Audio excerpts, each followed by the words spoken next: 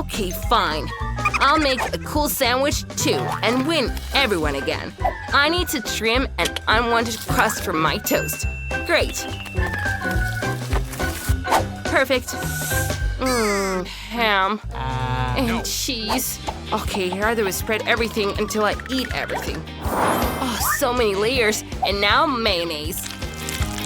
Yeah, it's going to be incredibly delicious.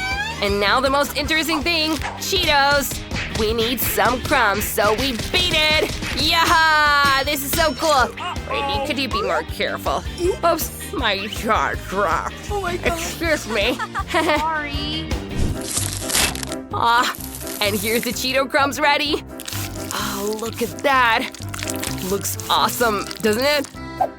Send it to fry in hot oil. It'll turn out so delicious that it'll just lick your fingers. Grandma, do you like it? I need you to appreciate it, but what about Chef? Now I'm going to show you the real cooking skills. First, I need a rolling pin and a dough.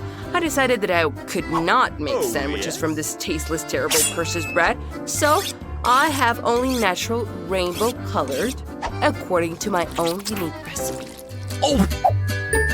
We color each piece of dough in any color of the rainbow.